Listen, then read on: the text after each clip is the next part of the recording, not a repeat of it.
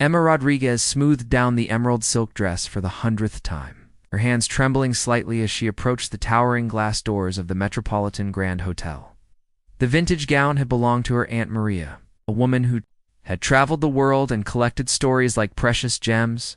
Now, 3 months after Maria's funeral, Emma found herself wearing the dress to her first charity gala. Armed with nothing but a $200 budget and the desperate hope that networking might help save her.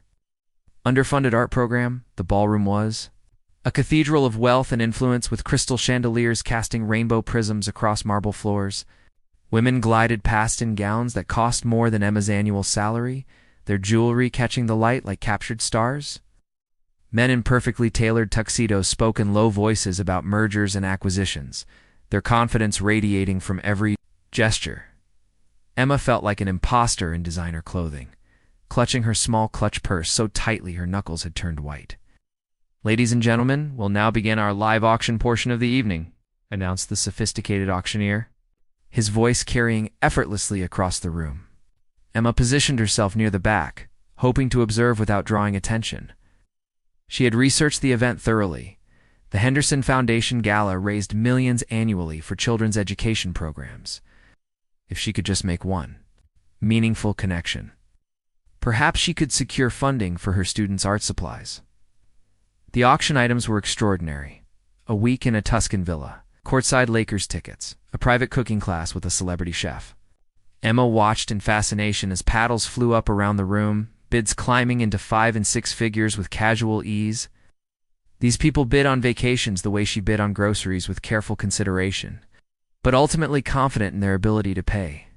"Next, we have lot number 15, the auctioneer continued, his smile widening.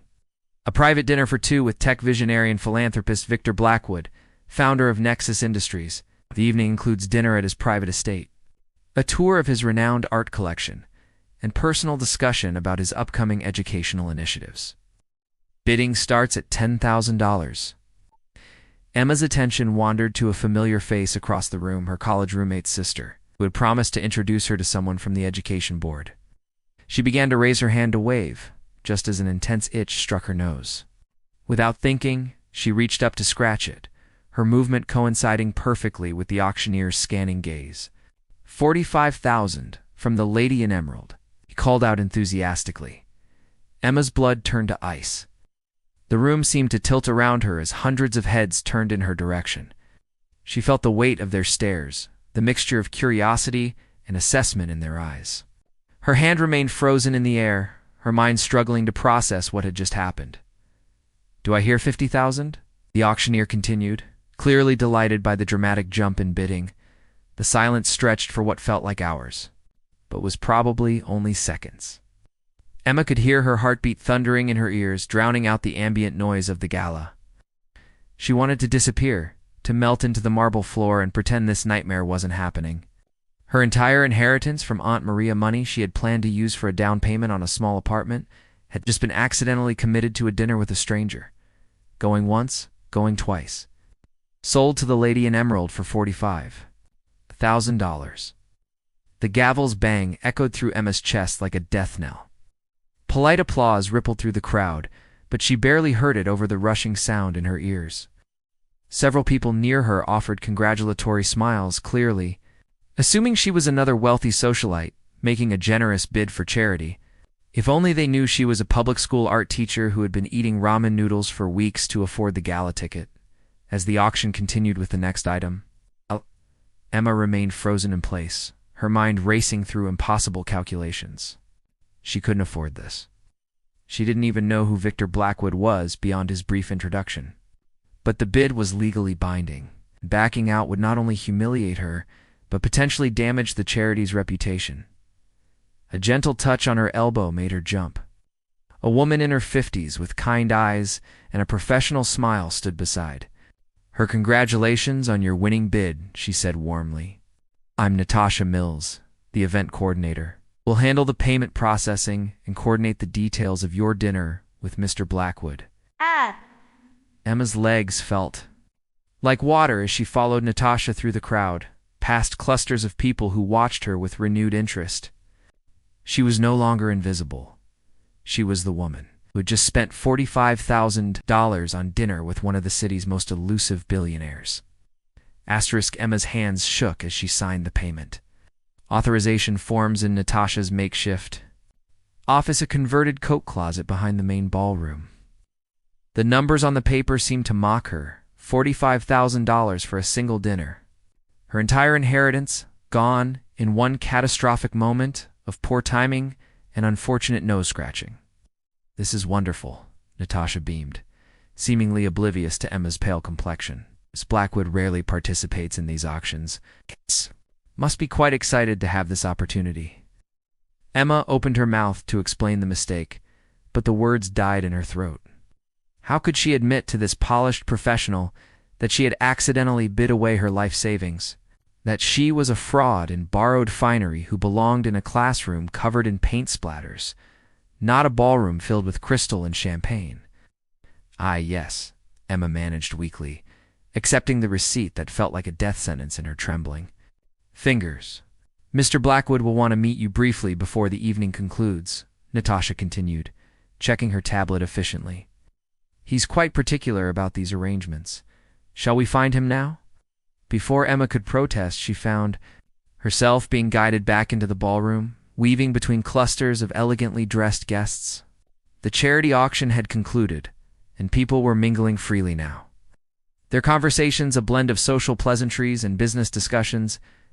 Emma felt like she was moving through a dream, or more accurately, a nightmare. There he is. Natasha pointed toward a quiet corner where a tall man stood alone, studying one of the hotel's paintings with intense concentration. Even from a distance, Emma could see that Victor Blackwood commanded attention without trying. His dark hair was slightly disheveled, as if he had been running his fingers through it. And his tuxedo, while perfectly fitted, somehow looked like he wished he could escape from it. As they approached, Emma noticed he seemed to be deliberately avoiding the other guests, creating an invisible barrier around himself. When Natasha cleared her throat softly, he turned, revealing sharp gray eyes that held an expression of resigned politeness, the look of someone accustomed to obligations, rather than genuine interactions. Mr. Blackwood, I'd like you to meet Emma Rodriguez. Tonight's winning bidder for your dinner experience, Natasha announced cheerfully. Victor's gaze shifted to Emma, and she watched his expression change subtly, where she had expected to see the practiced charm of a wealthy businessman. Instead, she glimpsed something that looked almost like curiosity. His eyes took in her nervous fidgeting, the way she clutched her small purse like a lifeline, the genuine terror written across her features. Ms. Rodriguez, he said, extending his hand. His voice was deeper than she had expected, with a warmth that surprised her. Thank you for your generous contribution to the Henderson Foundation. Emma stared at his outstretched hand for a moment before remembering basic social conventions. Her palm was embarrassingly damp when she shook his hand, and she was certain he noticed. Mr. Blackwood, I need to tell you something, she began, her words tumbling out in a rushed whisper. This is my first time at something like this, and I made a terrible mistake. I was trying to wave at someone and scratch my nose at the same time, and I accidentally bid, and I can't actually afford this. I'm so sorry. The words hung in the air between them, and Emma braced herself for his reaction. She expected annoyance, dismissal, perhaps even anger at having his time wasted by someone who clearly didn't belong in his world. Instead, Victor Blackwood did something completely unexpected. He smiled. Not the polished, practiced smile she had seen him wear when greeting other guests, but a genuine expression that transformed his entire face. You accidentally bid $45,000 while trying to scratch your nose? He repeated, and Emma detected what sounded suspiciously like suppressed laughter in his voice. It sounds even worse when you say it out loud, Emma mumbled, her cheeks burning with embarrassment. Victor glanced around the ballroom, taking in the other guests who were stealing curious glances in their direction. Then he turned back to Emma, with an expression she couldn't quite read. Natasha, he said quietly, I wonder if you could help us with something. It seems there may have been a bidding error. Perhaps the gesture was misinterpreted. These things happen at live auctions. Natasha looked confused for a moment, then her professional training kicked in. Oh, of course, these situations do occasionally arise. We can certainly review the bidding record and make any necessary adjustments. Emma stared at Victor in shock as Natasha efficiently began typing notes into her tablet. It's already formulating a solution that would quietly erase Emma's financial catastrophe without causing a scene or embarrassing the charity. However, Victor continued, his gray eyes meeting Emma's with an intensity that made her breath catch. Since Ms. Rodriguez is clearly here to support a good cause, and since I was dreading another obligatory dinner with someone who only wants to discuss stock, portfolios, and real estate investments, I have a question. Emma waited, hardly daring to breathe. Would you like to get coffee instead? No cameras, no charity obligation, no formal dining room with 7 courses I won't eat. It's just coffee. Maybe a walk if the weather holds. You'd be doing me the favor. You're the first person tonight who's treated me like a human being instead of a networking opportunity. Emma's mind reeled. This wasn't how wealthy, powerful men were supposed to behave. Where was the arrogance, the dismissal, the assumption that everyone around him existed for his convenience? Coffee, she repeated stupidly. There's a little place about 3 blocks from here that stays open late. They have terrible coffee, but excellent chocolate croissants, and no one there will care that we're overdressed. His smile widened slightly. Unless you'd prefer to spend the evening making small talk with people who want to sell me things I don't need? For the first time all evening, Emma felt herself genuinely smile back. 20 minutes later, Emma found herself walking down a quiet side street, her heels clicking against the pavement in an unsteady rhythm. She had texted her best friend Grace Chen with a message that would have sounded insane if anyone else had sent it. Accidentally bid $45,000 at charity auction. Now getting coffee with Billionaire? We'll explain later. If I'm murdered, check the news. Victor had been right about the coffee shop. Moonbeam Cafe was a tiny, dimly lit place that looked like it hadn't been updated since the 1970s. The barista, college student with purple hair and multiple piercings, barely glanced up from her textbook when they entered. To her, they were just another oddly overdressed couple seeking caffeine. 2 coffees and whatever pastries you'd recommend, Victor told the barista, then turned to Emma. Unless you have preferences? Allergies? I'm good with anything, Emma replied, still marveling at the surreal turn her evening had taken. She watched as Victor paid with cash, leaving a generous but not ostentatious tip. Everything about his behavior contradicted her expectations. Of how a billionaire would act, they settled into a corner booth with cracked vinyl seats and a wobbly table. Victor immediately loosened his bow tie and unbuttoned his collar, running a hand through his hair with obvious relief that the gesture made him look younger, less intimidating, more like someone she might actually know. So, he said, wrapping his hands around his coffee mug, tell me about this nose-scratching incident that nearly cost you $45,000? Emma groaned, burying her face in her hands. I teach art at Lincoln Elementary. My Aunt Maria left me some money when she died. Not a fortune, just enough for maybe a down payment on a tiny apartment someday. I spent $200 on a gala ticket because I thought I might be able to network, find some funding for our art program.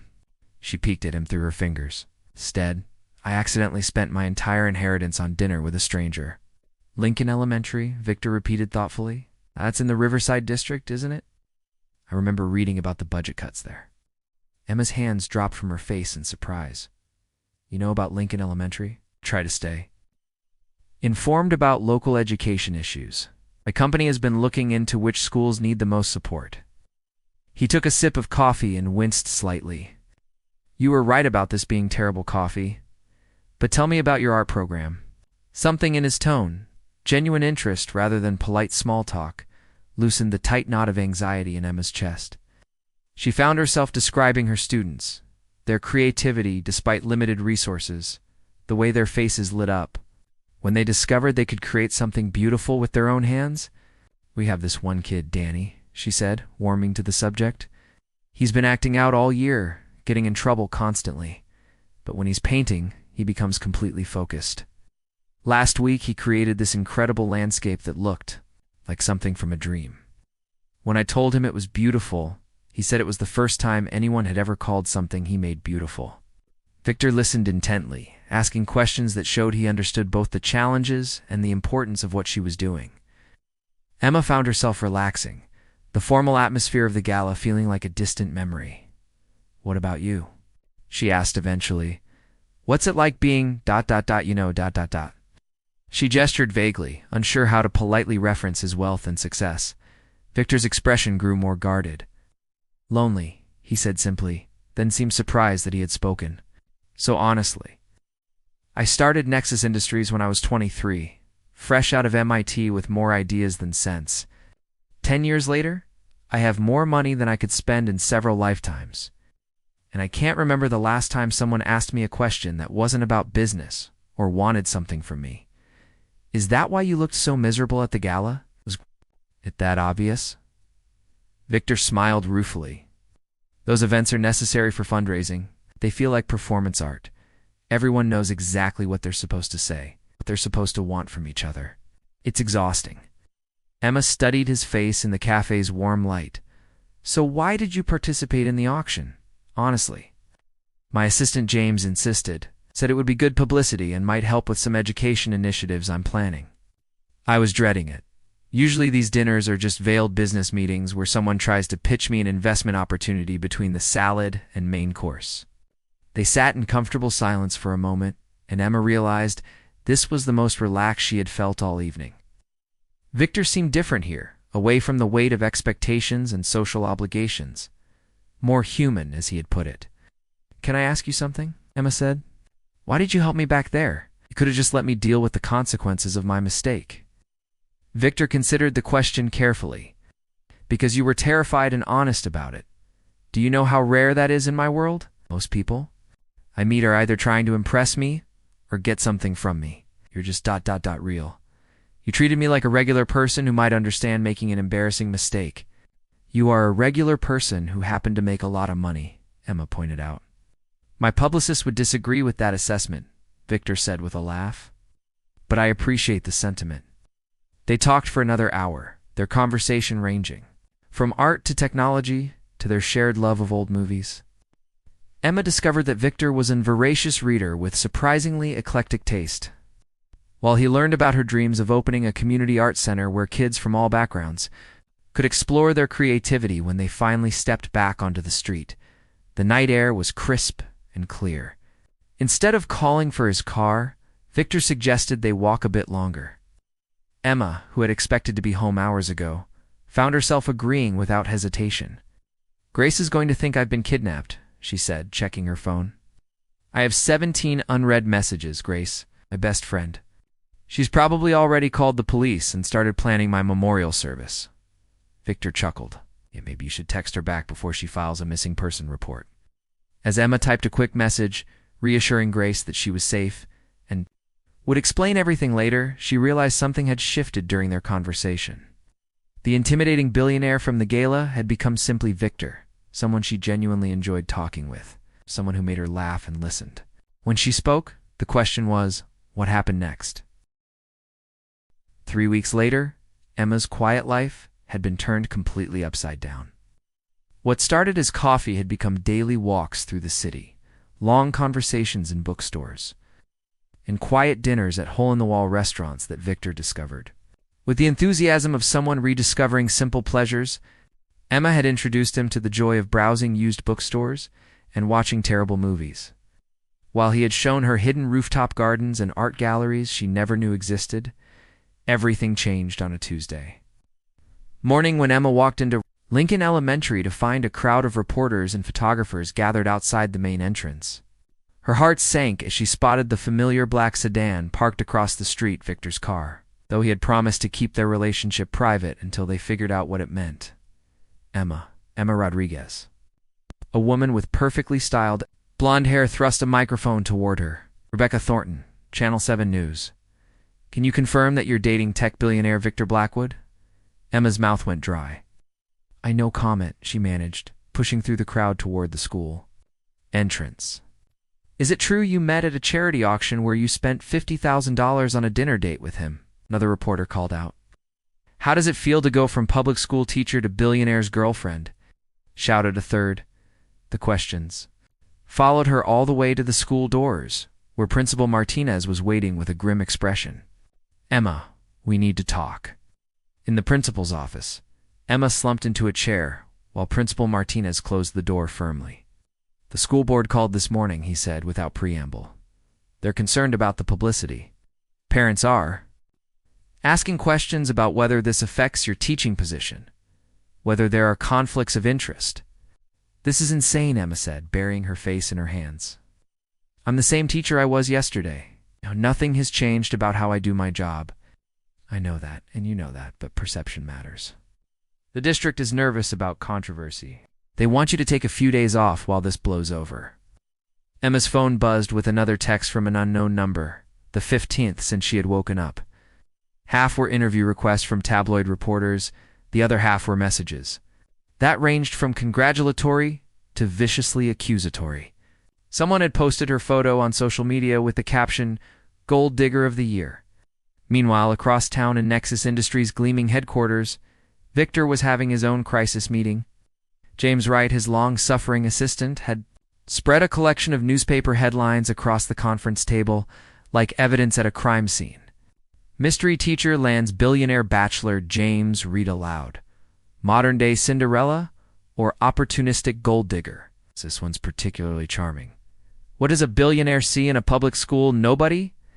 Victor's jaw clenched as he scanned the articles. Most contained some version of the truth, but twisted into a narrative that made Emma sound calculating and him like a fool being taken advantage of. The photos were the worst grainy shots of them walking together, her face made to look conniving in the unflattering angles. "The board is asking questions," James continued carefully. "Some of the investors are wondering if this relationship affects your judgment, especially regarding the education initiatives. They're suggesting it might be better to step back from this situation." "Step back," Victor repeated flatly. "Distance yourself. Quietly. Let it blow over. Your reputation can handle this, but prolonged association with someone the media is portraying as a social climber could be problematic." Victor stood abruptly, walking to the floor-to-ceiling windows that offered a view of the city below.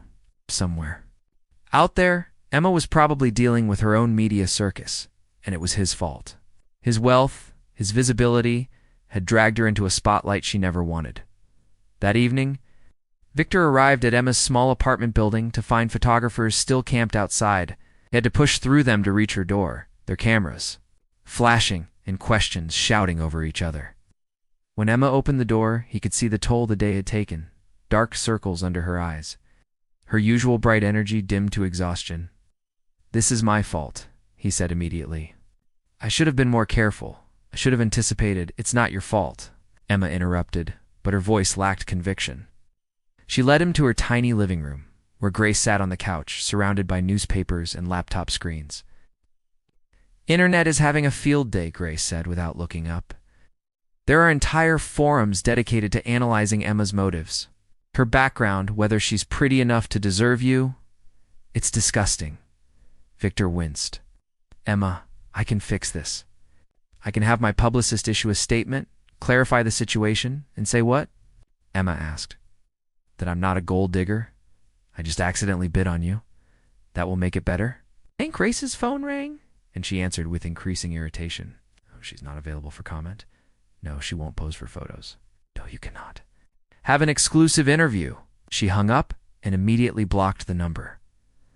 That's the 40th call today. Emma sank into her armchair, looking smaller than Victor had ever seen her. "Principal Martinez says I need to take time off until this dies down.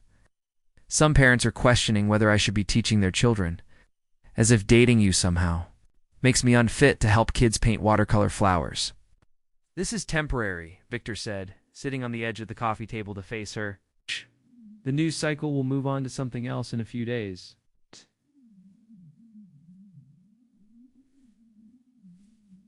But even as he said it,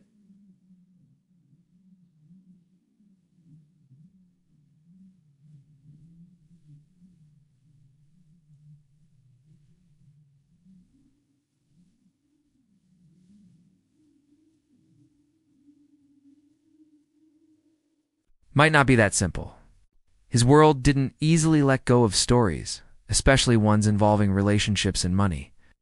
The media attention might fade, but the judgment would linger.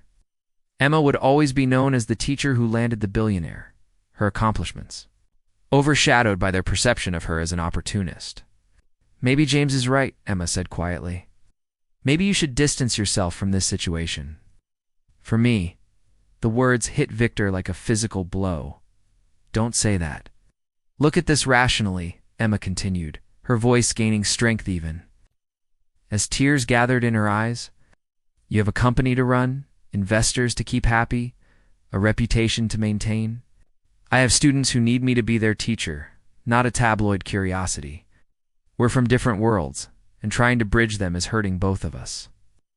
Victor wanted to argue, to promise that money and status didn't matter, that they could weather this storm together. But looking at Emma's exhausted face, at Grace's protective fury, at the stack of cruel headlines reducing their genuine connection to a calculated transaction, he felt the weight of his world pressing down on them both. Outside, camera flashes continued to strobe through the curtains, and Victor realized that his mere presence here was making everything worse for Emma. Every moment he stayed was another photo, another story, another reason for the world to judge her. For the first time in years, Victor Blackwood's money felt less like freedom and more like a prison, one that threatened to trap the woman he was falling in love with. Asterisk. 2 weeks of silence stretched between Emma and Victor like a chasm neither seemed brave enough to cross. Emma had returned to teaching, where whispered conversations stopped when she entered rooms and parents looked at her with new curiosity during pickup time. The media attention had mostly moved on to the next scandal, but the residual effects lingered like smoke after a fire. Victor threw himself into work with renewed intensity. But James noticed his boss staring out windows more often, declining social invitations he would have grudgingly accepted before, and asking pointed questions about the education initiatives that had somehow stalled since the media circus began. The Henderson Foundation is hosting their monthly donors' dinner tonight, James mentioned carefully during their morning briefing. "You're expected to make an appearance." Victor nodded absently, his attention focused on a news article about budget cuts affecting arts programs in local schools. Lincoln Elementary was mentioned by name that evening. The same ballroom where Emma had accidentally changed both their lives hosted another gathering of the city's wealthy elite. Victor moved through the crowd with practiced ease, shaking hands, and making appropriate conversation, but his heart wasn't in it. Everything felt hollow after weeks of genuine connection with someone who saw him as simply Victor, not a walking investment opportunity. Victor Darling. Rebecca Thornton materialized beside him in a cloud of expensive perfume and predatory charm. The socialite had been trying to capture his attention for years, and she seemed to sense opportunity in his recent tabloid troubles. "How are you holding up after all that unpleasantness with that teacher?" "Emma Rodriguez," Victor said firmly. "Her name is Emma Rodriguez." Rebecca waved dismissively. "Of course.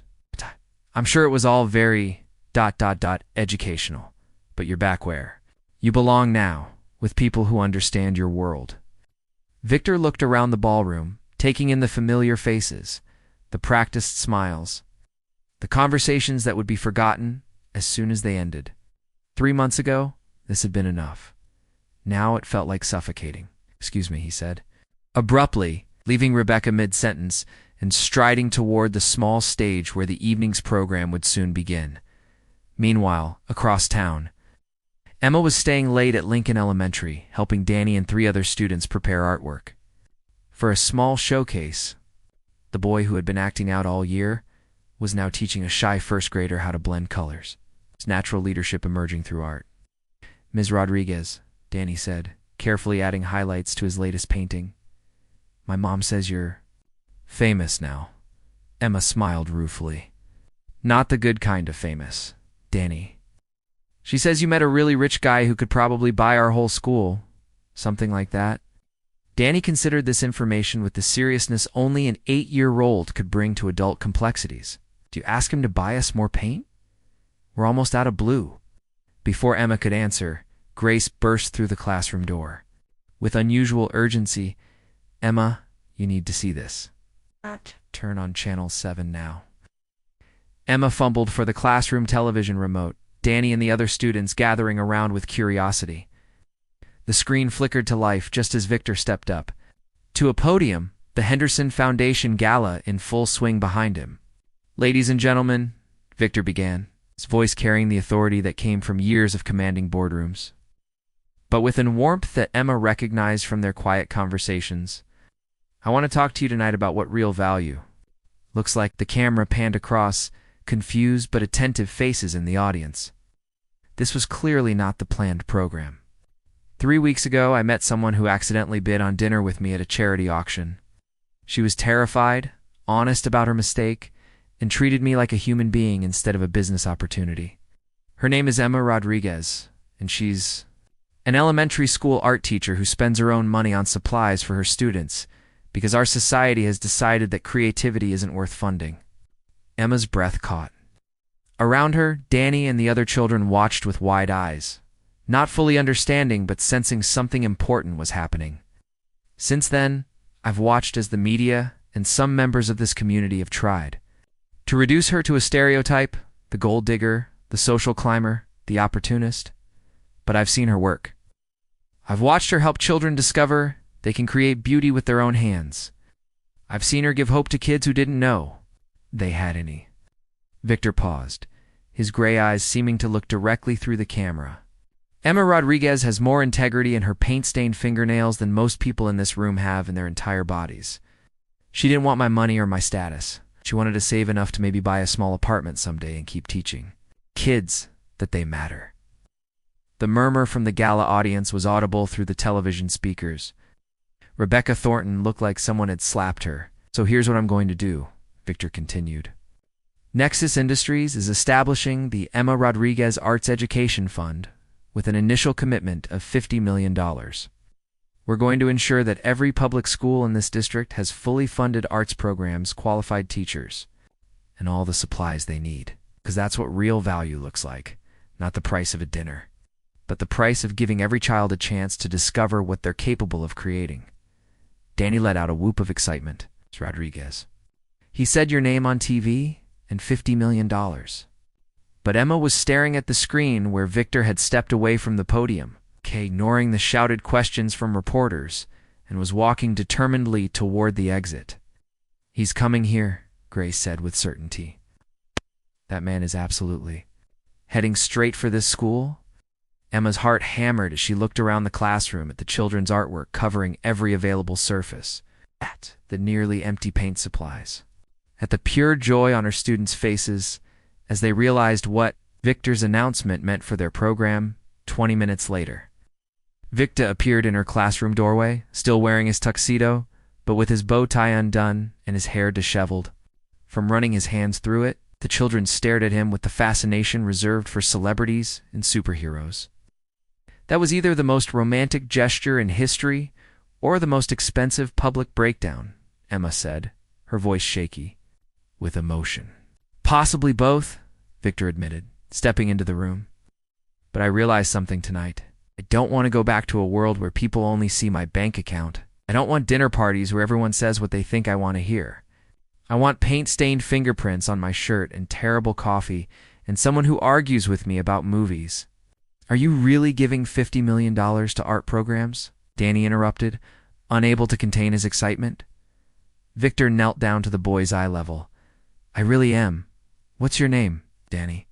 And this is my painting of a dragon fighting a rainbow." "It's incredible," Victor said seriously, studying the artwork with the same attention he might give a corporate report. "You're very talented."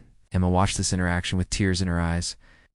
This was Victor as she had come to know him, not the distant billionaire, but the man who genuinely cared about things that mattered. "The board of directors is probably having collective heart attacks right now," she said.